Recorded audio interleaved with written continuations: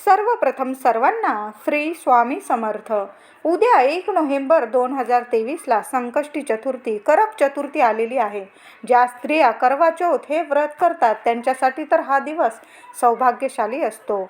उद्या सकाळीच सगळ्यांनीच उठावं लवकरच, पण उद्या स्त्रियांनी जरा लवकर उठा. सकाळीच आंघोळ वगैरे केल्यानंतर श्री गणेशाचे पूजन करावे. पंचामृताने गणेशाच्या मूर्तीवर अभिषेक घालून हळदी कुंकू पाण्यात टाकून त्या पाण्याने सुद्धा गणपती बाप्पाच्या मूर्तीवर अभिषेक करा आणि नंतर स्वच्छ पाण्याने अभिषेक करा. अभिषेक घालताना अथर्व शीर्षाचे पठण करा, गणेश स्तोत्र पठण करा, गणपतीचा मंत्र पठण बोलत ओम गण गणपते नमः, ओम गण गणपते नमः. नाहीतर तुम्ही जो गणपती बाप्पाचा मंत्र रोज जपत असाल तो मंत्र जप करून बाप्पाला अभिषेक घाला. नंतर तुम्हाला हळदी कुंकवाच्या पाण्याने अभिषेक करायचा नसेल, नुसतं दुधाने पंचामृताने करायचा असेल किंवा पाण्याने अभिषेक घालून नंतर ते गणपती अभिषेकाचे पाणी आपल्या मुलांना थोडेसे पिण्यास द्या. बुद्धीच्या देवतेचे हे तीर्थ जर आपण आपल्या मुलास पिण्यास तीर्थ स्वरूप दिल्यास मुलांची बुद्धी तल्लख, मुलं अभ्यासात खूप प्रगती करतील तुमची. मुलं इतके हुशार होतात. प्रत्येक संकष्ट चतुर्थीला आईने आपल्या मुलांना बाप्पाला आधी पंचामृताने दुधाने अभिषेक घालायचा, नंतर स्वच्छ पाण्याने आणि नंतर ते तीर्थ आपल्या मुलांना चमचाभर का होईना प्यायला द्यायचे. किंवा घरातील सर्वांनी जरी थोडं थोडं तीर्थ घेतलं तरी अतिउत्तम. उद्या बाप्पाला अभिषेक घातल्यानंतर बाप्पाची देव्हाऱ्यात तांदूळावर स्थापना करा. मूठभर तांदूळ ठेवा, छान रास करा आणि त्यावर बाप्पाची स्थापना करा. 11-21 कापसाचे वस्त्र तयार करून बाप्पाला अर्पण करा. 21चे किंवा 11चे कापसाचे मण्यांचे वस्त्र अर्पण करा. हळदी कुंकू अक्षता वाहून लाल फूल, जास्वंद मिळालं तर जास्वंद, नाही तर तुम्हाला जे लाल फूल मिळेल, अगदी गुलाब मिळालं तर छान, गुलाब नाही तर जास्वंद बाप्पाला नक्की अर्पण करा.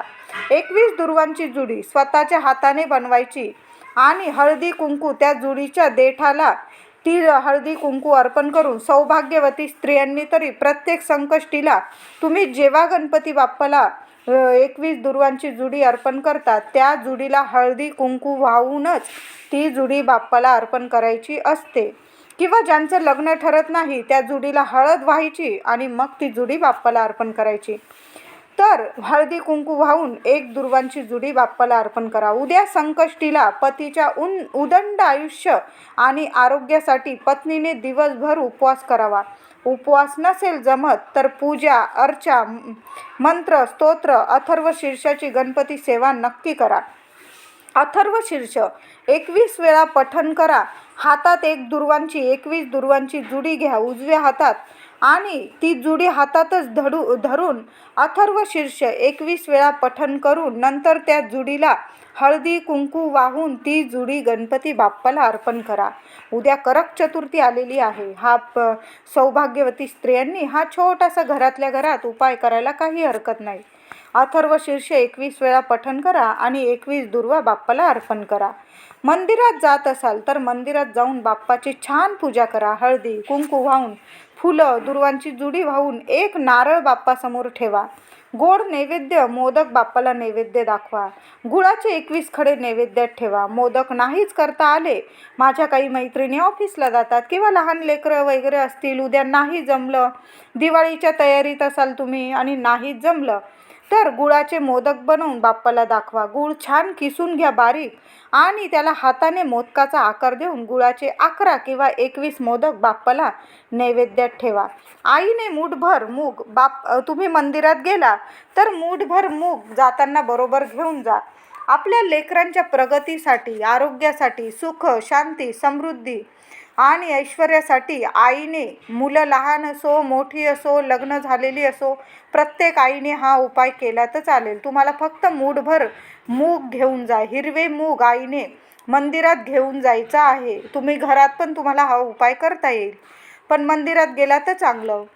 गणपतीच्या चरणी हे मूग ठेवा. ठेवताना 1 वेळा अथर्व शीर्ष, 1 वेळा गणपती स्तोत्र, 1 वेळा ओम गण गणपते नमः मंत्र जप करून मुलांसाठी प्रार्थना करून बुधवारी संकष्ट चतुर्थीला मूठभर मूग आईने गणपतीच्या चरणी ठेवा.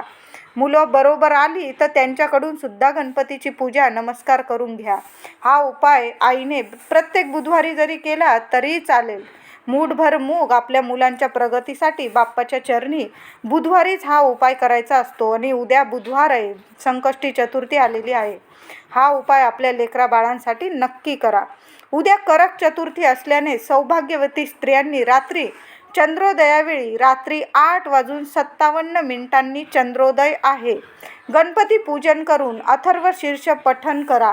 फुलं दुर्वा अर्पण करा. गोडाचा नैवेद्य दाखवा. तुपाचा दिवा लावून आणि बाप्पाला, गौरी मातेला किंवा तुमची जी देवी आई असेल, तुमची कुलदेवी कुलस्वामिनी, त्या आधी बाप्पाला हळदी कुंकू व्हा, मग कुलदेवीला हळदी कुंकू वाहून अखंड सौभाग्य लाभावे म्हणून प्रार्थना करा. पतीची आयुष्यात भरभरून प्रगती होऊन सुख शांती समाधान लाभावे, घरात सुख समृद्धी यावी अशी मंगल कामना इच्छा बाप्पासमोर कुलदेवीसमोर आणि बोलून दाखवा. आणि बाहेर जाऊन चंद्राला ओवाळून नमस्कार करा. आणि नंतर पुन्हा घरात येऊन बाप्पाजवळील कुलदेवीजवळील कुंकू आपल्या कपाळी लावा. नंतर थोडा भांगात भरा. जिथं आपण भांग भरतो त्या भांगात थोडासा कुंकू लावा. आणि थोडासा कुंकू मंगळसूत्राच्या वाटी असतील किंवा तुमचं आणखीन वेगळ्या पद्धतीचं मंगळसूत्र असेल, आजकाल वेगवेगळ्या म्हणजे पद्धतीचं मंगळसूत्र घालण्याची आवड असते. मी पण वेगळं घालते, काही वेळा वाट्या घालते, काही वेळा वेगळं घालते. तुम्ही जे मंगळसूत्र उद्या घातलेलं असेल त्या मंगळसूत्राला आपल्याला बाप्पाजवळील आणि कुलदेवीजवळील चांगलं मोठं चिमूट भरून कुंकू घ्या आणि वाट्यांना किंवा मंगळसूत्राला ते कुंकू लावून द्या. मंगळसूत्राला लावून द्या. या उपायाने अखंड सुख सौभाग्य प्राप्त होते. ज्यांचे लग्नात अडथळे येतात आता त्यांनी उद्याला गुळाचा खडा, त्यावर थोडेसे गाईचे तूप टाकून हा नैवेद्य गणपती बाप्पाजवळ दाखवा. आणि नंतर तो नैवेद्य गूळ तूप गाईला खाऊ घाला. असं तुम्हाला सलग 5 बुधवार करायचा आहे. उद्या बुधवार आहे, संकष्ट चतुर्थी. उद्यापासून हा उपाय सुरू करा. तुम्हाला फक्त लहानसा गुळाचा खडा आणि गाईचं काही थेंब तूप लागणार आहे. तो नैवेद्य एखाद्या वाटीत ठेवा, बाप्पाजवळ थोड्या वेळ ठेवा. आणि नंतर तो नैवेद्य, एखादी चपाती घेतली आणि त्यात तो नैवेद्य ठेवून गाईला खाऊ घातला. असा एवढा गुळाचा खडा जर गाय खात नसेल, इकडं तिकडं पाडत असेल, तर तुम्ही तो गुळाचा खडा आणि थोडंसं तूप त्यावर टाकलेलं एखाद्या चपातीत लपेटून जरी गाईला खाऊ घातलं तरी चालेल. सलग तुम्हाला 5 बुधवार हा उपाय करायचा आहे. यामुळे लवकरच मनायोग्य लग्न जुळून येण्यास मदत होईल. ज्यांच्या लग्नात अडथळे येतात त्यांनी, म्हणजे वर वधू ज्यांच्या लग्नात अडथळे येतात त्यांनी हा उपाय करावा. आता ते घरी नसतील, परदेशी असतील किंवा दुसऱ्या गावाला असतील, नोकरीला असतील, परगावी राहत असतील, त्यांना उपाय नाही जमला करायला तर आईने हा उपाय केला तरी चालेल. तुम्ही हा उपाय घरात पण करू शकता, मंदिरात पण करू शकता. मंदिरात नाही केला, घरात केला तुम्ही तरी चालेल. बाप्पाजवळ थोडा वेळ गूळ तूप ठेवा. तो नैवेद्य दाखवून द्या. पाणी फिरवा त्या नैवेद्याला. आधी 3 वेळा पाणी फिरवून आणि मग तो नैवेद्य दाखवा बाप्पाला. आणि नंतर तो संध्याकाळी जरी तुम्ही गाईला खाऊ घातला तो नैवेद्य तरी चालेल. सलग 5 बुधवार तुम्हाला हा उपाय करायचा आहे. 5 बुधवारच्या आतच तुमच्या घरात आनंद म्हणजे मंगल कार्य होईल. उद्या संध्याकाळी कापूर सोबत जाळायच्या आहे या 5 वस्तू. कापूर वड्या घ्या 5-6, 5 काळी मिरी घ्या, 5 लवंग, चांगल्या लवंग बघून घ्या फुलाच्या, 5 वेलची पण तुटलेली वगैरे नको, चांगल्या हिरव्या वेलची घ्यायची आहे 5 कापूर वड्या, 5 काळी मिरी, 5 लवंग, 5 वेलची, थोडासा अगदी लहानसा गुळाचा खडा आणि काही थेंब गाईच्या तुपाचे. ह्या 5 वस्तू उद्या संध्याकाळी आपल्या घरात कापूर सोबत जाळा. संपूर्ण घरात हा कापूर फिरवा आणि मुख्य दारात कापुराचे भांडे आणून ठेवून द्या. कशीही नकारात्मकता असेल आधीच निघून जाईल. दिवाळीच्या आधीच घरातून निघून जाईल ती नकारात्मकता. काही वाईट शक्ती असेल, कुणाची दृष्ट लागली असेल आपल्या घरात, आपलं थोडं काही चांगलं व्हायला लागलं की काहींचे डोळे दिपतात आणि त्यांची नजरसुद्धा लागते. अशा लोकांपासून सुद्धा तुमच्या घराचे, लेकरा बाळांचे, तुमच्या पतीचे रक्षण होईल. म्हणून हे 5 वस्तू आपल्याला उद्या कापरावर जाळायच्या आहेत. दिवाळीच्या आधीच लक्ष्मी माता घरात धावत धावत येईल तुमच्या. नक्की उद्या कापरासोबत या 5 वस्तू जाळा. तर कापूर जाळल्याने घरातील वातावरण शुद्ध, पवित्र, सकारात्मक होते. काळी मिरी बाधा, इडापिडा दूर करते. कोणाची दृष्ट लागली असेल दूर होते. लवंग घरात आरोग्य लाभते. वेलची माता लक्ष्मी प्रसन्न होऊन घरात अखंड वास करते आपला. गुळामुळे घरातील नातेसंबंधातील कडवटपणा, काही झालं असेल घरात भांडण तंटा, तर प्रत्येक संकष्टीला हा उपाय केल्यामुळे कडवटपणा असेल तुमच्यात तर दूर होतो. घरातील विनाकारण होणाऱ्या कटकटी होत नाही. तूप, गाईच्या तुपाने, त्या वासाने सर्व देवी देवता प्रसन्न होऊन घरात शुभ आशीर्वाद देतात.